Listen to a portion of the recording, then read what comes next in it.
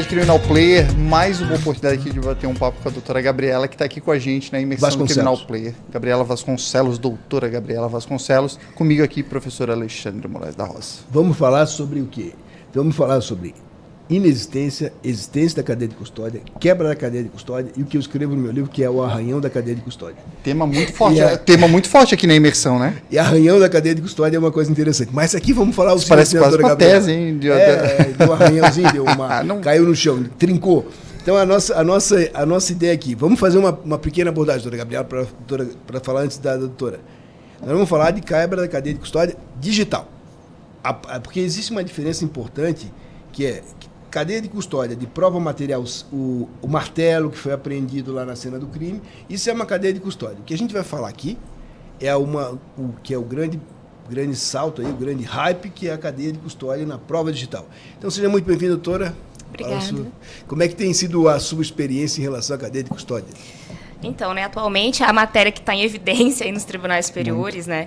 Então, eu creio que não somente eu, mas grande parte dos colegas criminalistas, eles enfrentam essa dificuldade, né? Quando a gente vem com processos muito complexos, que sobrevêm de operações policiais, e a gente recebe aquele material, já aquela enxurrada de conteúdo, e quando a gente vai começar a fazer aquela análise, muitas das vezes, né, seja da Polícia Civil, Polícia Federal, aquele conteúdo ele não está preparado, né, para que a defesa técnica possa contestar.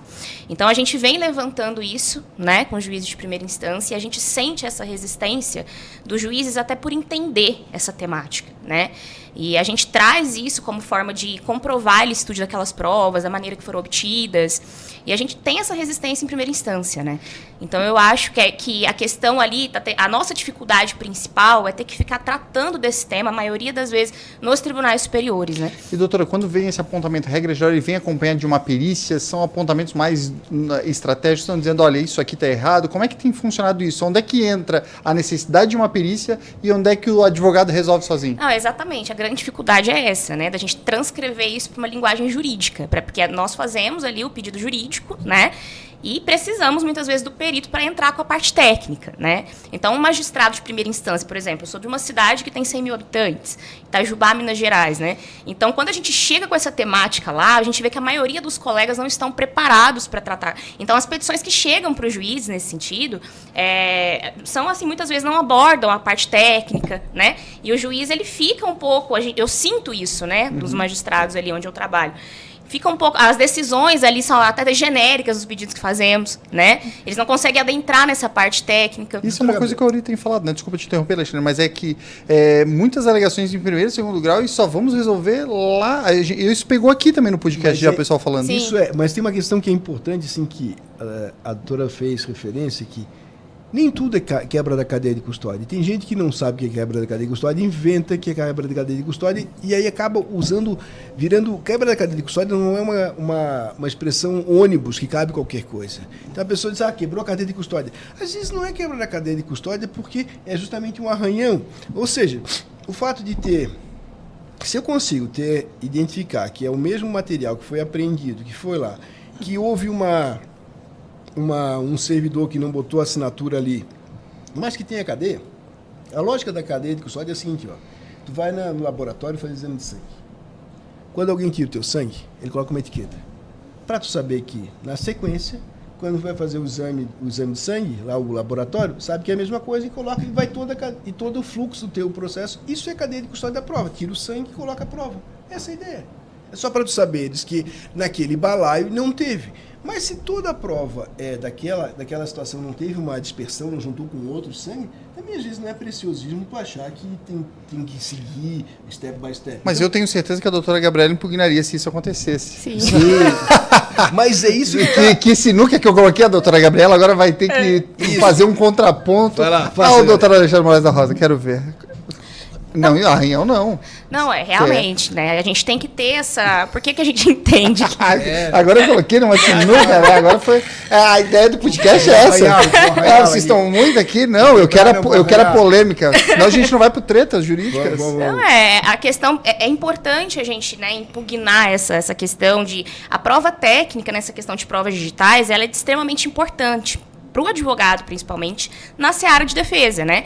Porque isso envolve também até a quesitação daquela parte pericial. Claro. Então, hoje a gente tem processos que estão vindo estritamente com provas digitais. Então, o que acontece? A gente pega aquele material vindo da polícia e é exatamente o que eles querem. Selecionam trechos, né? Então, aquele material vem pronto, né, para uma denúncia, para o Ministério Público. É basicamente reprodução daquele inquérito policial, né? Por mais que o inquérito ele seja dispensável, não é isso que a gente vê na prática, né? Ele é estritamente copiado, às vezes até o conteúdo da denúncia ele vem com as transcrições ali do delegado do inquérito policial, do relatório. né? Do relatório. E aí a gente precisa, né? Qual que é o papel da defesa? Como que a gente vai impugnar uma prova, né? Se ela não é disponibilizada na sua integridade? Como que nós vamos formular quesitação técnica dentro de um material que não foi fornecido ali, né? Daquela maneira, do jeito que foi colhido, às vezes, muitas vezes de forma... E a gente precisa mesmo do material bruto, porque a gente precisa olhar pro material, mas também olhar por trás do material, né? Para saber se os documentos, as hashes, o que está registrado por trás do documento. A gente às vezes vê só um arquivo, por exemplo, de um Word, né? Sim. O arquivo do Word tem a parte de texto, que é a parte que a gente vê. Mas quando a gente vai ali nas propriedades e a gente olha, tem uma série de informações que às vezes são as mais valiosas para o advogado. Então não adianta tu me dar o conteúdo do Word, não, doutora, mas esse aqui é o conteúdo do Word. Não, eu quero o arquivo. Ou aquelas O extrações arquivo que digital. vem todas em PDF para o advogado. O PDF, ele pode ser modificado, né? Então, como que a gente vai contestar se aquilo ali está verídico? Né? Se não são coisas modificadas, selecionadas. Mas aí minha pergunta que eu faço assim, doutora já estudou um pouco, já sabe uma série de questões. Não é difícil, às vezes, falar para a parede, porque é tão óbvio. Mas é mais interessante porque a gente fala para a parede. Porque, assim, quando a gente não... Se a gente não fala inglês e alguém está falando, a gente não entende. Aí depois a gente aprende inglês, é a mesma coisa. A pessoa, é tão óbvio para nós, mas para o outro não é. E essa é uma maneira, assim, esse mundo digital é um mundo que ou você sabe ou não sabe. Mas como a grande maioria não sabe, então eles prestam atenção com uma cara de curiosidade, assim, prestam atenção mesmo, fingem que estão prestando atenção, mas não estão entendendo nada que está acontecendo. E é muito difícil, porque aí a doutora Gabriela disse, ó, quebrou a cadeia de custódia. O delegado disse, não quebrou a cadeia de custódia. E o juiz não tem a mínima noção de como ele pode resolver aquilo, porque... ele não tem ferramenta também. Exatamente. Aí que vem aquela decisão genérica, né? Porque a gente entra com os pedidos, né? Da ilicitude da prova, da quebra de cadeia, e o juiz vem com aquela baita decisão genérica e fala, meu Deus, mas não analisou nada do que eu pedi. Não há prejuízo, não provou a cadeia de custódia, exatamente. Isso, a situação é tão absurda, né? Nesse último caso que eu trabalhei, eu fundamentei que o conteúdo foi disponibilizado não de forma íntegra, né? A juíza oficiou o delegado para complementar o relatório, para fornecer, e veio um comunicado, assim, estritamente dizendo, a gente não preservou, né, que os conteúdos de nuvem, os hashes, as senhas expiram, e ficou por isso. As senhas simplesmente... Mas como assim não teve uma cópia, né? Para poder disponibilizar posteriormente? Não tem. E eles simplesmente falam isso em comunicado oficial. E acham... E tipo, tá tudo bem, a doutora tem que aceitar. E a juíza engolia aquilo, assim, escancarado. A gente sai por louco ainda quando vai alegar... Não, doutora, mas a gente tá acompanhando aqui na imersão do Criminal Player 3 frentes aí dessa análise, né? A gente tá com a frente de perícia, a gente está com a frente do advogado, fazendo a construção dessa impugnação e tudo mais, e a parte de visual law, né? Sim. Isso, e é impressionante como essas três coisas se casam de forma muito harmônica para talvez conseguir comunicar aquilo que a doutora quer da importância ou da ausência. A gente via para a organização criminosa, né? A gente viu fotos e imagens ali mostrando por legal design a organização criminosa. Essas ferramentas hoje devem estar presentes no dia a dia da advocacia, né? Com da certeza, doutora. tanto que foi o que eu mencionei no início. A maioria das investigações são pautadas estritamente em conteúdos ali de provas digitais, né? E aí a doutora está falando, o I2, por exemplo, que é um aplicativo que a polícia usa, eles usam grafo. Então tem esse grafo, rede, vínculos de rede, nós de rede, bidirecional, unidirecional, força da rede, atração. Então, hoje em dia, estudar aquilo que o Andrews faz ali e apresentar, por exemplo, se a doutora vai lá e me diz assim, o artigo 158 do Código de Processo Penal foi alterado, a cadeia de custódia tem isso, aquilo, outro. Se ela faz um linkzinho, o que o Andrews tem ali, ó, aqui na identificação, na coleta, tá, aqui não tem problema, aqui tem um problema, por que tem um problema? Aqui não foi colocado saquinho, que foi tal, tá rompido. Aqui ela vai dizer, então, quem vai analisar o julgador, o promotor, não vai ficar lendo aquele blá blá blá o tempo inteiro. Sim. Ele já vai direto pro ponto e verifica se tá ou não tá. Isso melhora a nossa comunicação, pessoal. Mas, doutora, me conta assim, A doutora também agora há de convir que o STJ deu uns julgados bem legais sobre a cadeia de custódia, né? Exatamente. Me E a conta, maioria foi através de habeas corpus, né? Isso que é o mais interessante. E doutora, qual é o panorama atual, então? Exatamente. Até aquela última decisão, né? Não sei, acho que foi do Ribeiro Dantas, que a questão do lacre, né, da efetividade, porque tem que ter até o procedimento, o acondicionamento da prova tem que ser respeitado, né? Então a gente está vendo muitas decisões positivas ali no âmbito do STJ que estão deixando essas provas imprestáveis, né? Então, nesse sentido de decisão. Se não há ali até o procedimento, a formalidade, né? Senão eles estão tendo esse olhar mais clínico para a defesa.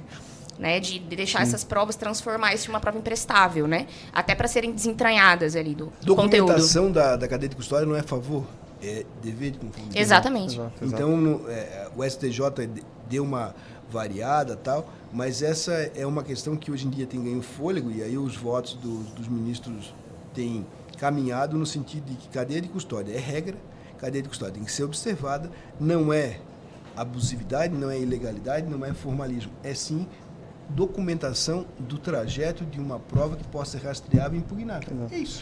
Doutora, para a gente caminhar aqui profissionalmente, mas eu queria conhecer um pouco da sua atuação profissional, como Isso. a tecnologia, porque a comunidade aqui a gente tem falado muito de tecnologia.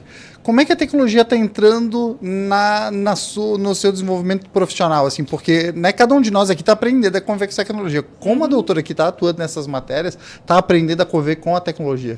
Então, eu estou começando, eu estou caminhando, né? Estou engatinhando nessa parte ainda. Legal. Mas eu sempre conto com a ajuda de assistente técnico, perícia, né? Justamente até para sintetizar também, né? Para a gente mais focar naquele pedido jurídico e vem a parte técnica para a gente fazer uma complementação. E já experimentou as IAs da comunidade do Criminal Play? Ainda não, Ainda começar. não? Mas então daqui a pouco a gente já vai parar ali e vamos utilizar juntos a IA da comunidade do Criminal Play, que já facilita. Isso facilita muito, né? Encontrar os julgados específicos para o tema. Muito. Então isso facilita bastante. O julgado está lá e está o arquivo para conferir. Para te baixar o julgado. Para baixar o julgado. Então clica e é legal porque essa foi uma das preocupações do André e nossas, né, quando foi desenvolver, a gente alucina muito, então ali tem mostra a cobra e mata o pau, né? Essa é a ideia de fazer. Muito obrigado, doutora Isabela, foi uma alegria poder conversar. Uma coisa importante, como é que o pessoal te encontra nas redes sociais? Como é que a gente te segue? Tá certo, meu Instagram é Gabriela Vasconcelos, com 2 Ls, .adv. Legal. Gabriela, me diz o seguinte, quem é uma advogada, para terminar, responde lá para a câmera depois, quem é uma advogada jovem que está iniciando no crime? Dá 2 conselhos para ela, por favor. 2 conceitos. Não permita resultados, não prometa resultados, né? E tente se empenhar ali o máximo, né? O advogado criminalista, eu até brinco com as pessoas que vêm me perguntar. Porque eu também sou jovem, né? Eu tenho 8 anos de advocacia, mas eu comecei com 21 anos, eu estou com 29. Então, eu já saí da faculdade já advogando e eu sempre tive certeza do que eu queria fazer. Então, a advocacia, para mim, é uma coisa que eu não pretendo sair, uma coisa que eu amo, né? E principalmente esse mundo criminal. Então, eu já venho ali de uma bagagem de estágio em Ministério Público, Defensoria Pública, foi o que teve ali a margem. Eu saí com a OAB, já ex-estagiário de Defensoria, então, aquilo ali foi uma oportunidade de abraçar o mundo, né? Mas a gente sempre ter essa dedicação, né? Ser bem artesanal em cada ponto, buscar conhecimento, atualização, né? O direito criminal, ele está mudando ali, o entendimento dos tribunais superiores é o que rege muitas matérias importantes dentro da nossa seara. Eu estou impressionado com essa mudança e evolução. Doutora, muito obrigado por topar falar aqui. Alexandre, obrigado pela parceria. Vai lá da tua palestra agora da imersão Criminal Play. Galera da comunidade, muito obrigado. Doutora, valeu. Obrigada, prazer.